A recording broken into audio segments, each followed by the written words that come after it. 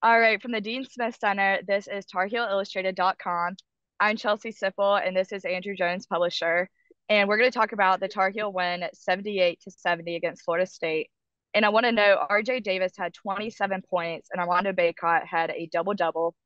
Let's talk about with first that 22-0 run, that was also 30-4, kind of that pickup in pace.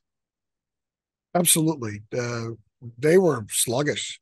It's like they were playing with ankle weights at times, and it did not look good. The crowd was getting antsy. I think the crowd was getting tight.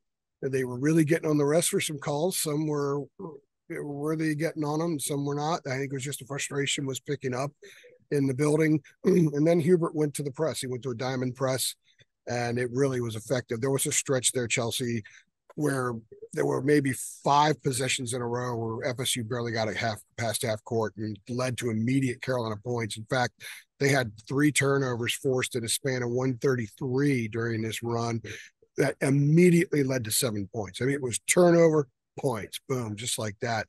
And what they did was they delivered a series of haymakers to the Seminoles, and it completely changed FSU's body language. You were in the building, you saw it.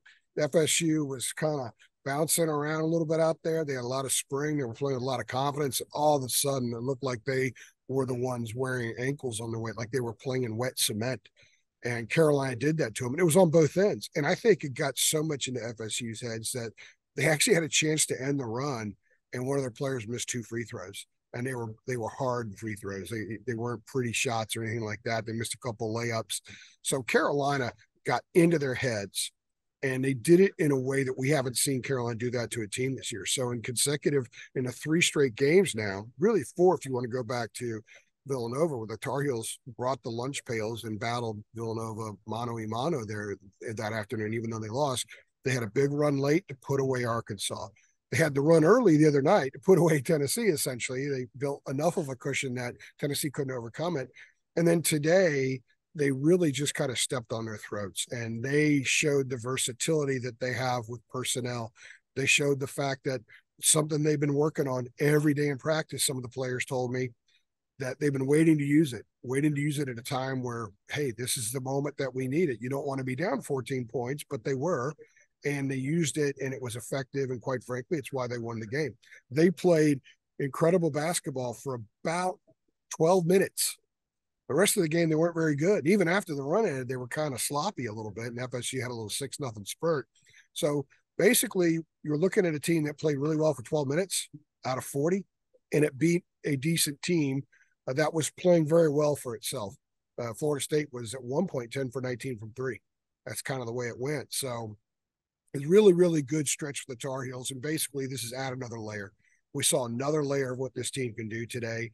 It wasn't a 40-minute great game. They're not going to grade out real well in the film room tomorrow. The staff will have plenty to pick at. No shortage of stuff to pick at. But, man, that spurt was highly impressive.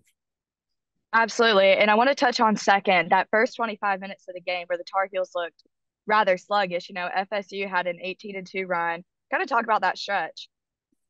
Yeah, I asked a couple of the players. You were there. You talked to the players too, and Armando said it. I believe RJ, not RJ, was a Harrison as well. Mm-hmm. They had Tennessee Wednesday. They got UConn at MSG on Tuesday, and in between, little Florida State. And Jacob and I did a drop for Friday where we talked about the fact that this would be a test for this team, because human nature says you're not gonna take them the same way you did Tennessee and you will UConn on Tuesday night. So how would they approach this game, and how would it affect the game? And it kind of went the way I thought it might for a while. I thought the Tar Heels would get it going a little bit sooner, but I wouldn't say that they got tight, but I think they were looking around there for a stretch like, good gracious, no one's going to get out there and stop those threes. There were wide open threes for FSU. Armando mentioned something about, I think, some of their bad switching and just the way that FSU plays are very difficult to deal with sometimes because of their length. And it looked to me like there was confusion.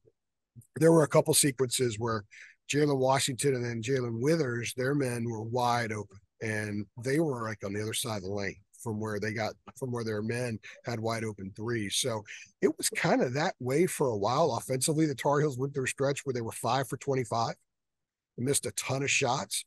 and they just weren't getting great looks. They weren't getting those catch and shoot looks that we've been talking about for the last 2 months, and that Harrison Ingram harps on every time we talk to him, basically. And a little bit RJ today when he acknowledged that one of the reasons he's scoring a lot more points and he's more of a bucket at this level is because of the kinds of shots that he's getting. He's getting a lot of shots where he can step into it. The driving lanes are there where they weren't there last year because of the way this team can sort of blend together, and they have an ability to score from all over the floor. So teams have to defend the whole floor. So they didn't do that a lot. They were easier to defend. They didn't move great. There were times they were running set plays where it was a guy bouncing the ball and 4 dudes standing there.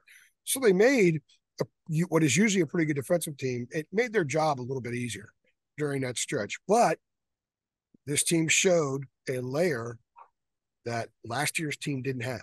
They were able to pull themselves out of that enough to be highly impressive for a fairly lengthy stretch of time. A 12-minute run is pretty impressive, and they were able to do that. So I think what they learned is we got to get a lot better, and we can't treat teams like this, because if we do, especially on the road, it's going to be a loss. But the last thing we'll talk about about what it means here in a second, they were able to learn a lot about the good stuff too. And I think that's what's important about December right now with the group that has all these new faces is the good stuff. Yeah, absolutely. So looking at this, this game as a whole, or even this win, like as you mentioned, what does this mean for the Tar Heels going forward? Well, it means sort of what I alluded to earlier. They showed a layer. They showed something they haven't had to show yet, and that's the pressure.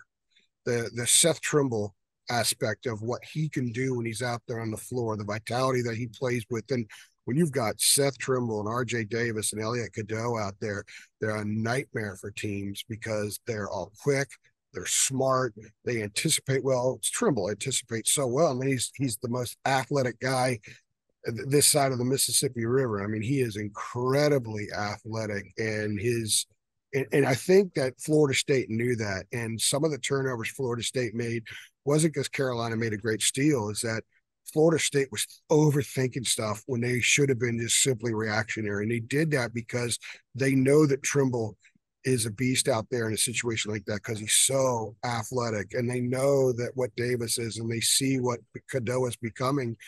And I think that what it means is this club has shown it can play lunch pail ball. It's shown that it can destroy the number one rated adjusted defensive team in the country. It's shown tonight that it can put forth a press that Hubert, who gets criticized a lot, said, okay, now we're going to the press. He pushed the right button and it worked and they executed it.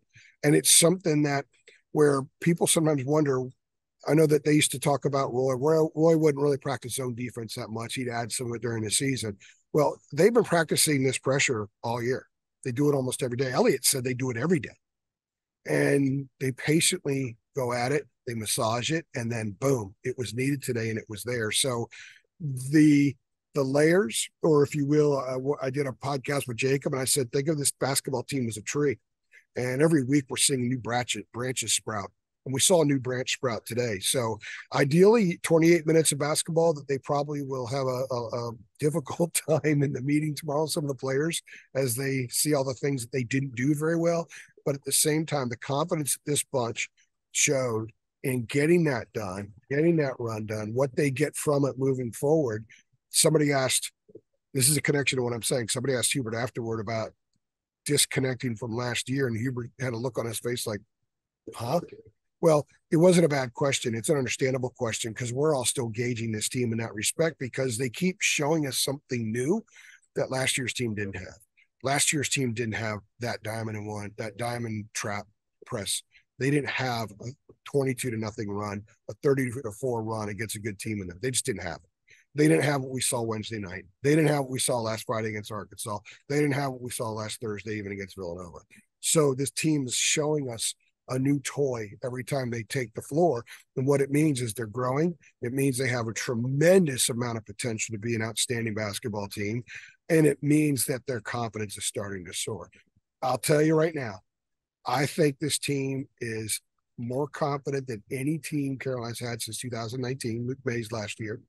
And I think it's clearly better than the team since then. And it has the potential to be as good, if not better, than that team, which would make it the best team since the last title year in 17. They have all those parts, and they've shown us all that stuff as they continue to pile up performance after performance. And we said in early November, when we approach Christmas, I think we'll see this team fully meshed, fully connected. Well, they've got UConn Tuesday, 10 days later, Kentucky, then they've got Oklahoma, and it's Christmas. So I think that they're heading in that direction pretty fast. I think they were sort of walking along 4 weeks ago, 3 weeks ago. Now I think they're running and perhaps even sprinting. Absolutely. Well, thank you, Andrew. Thank This is you.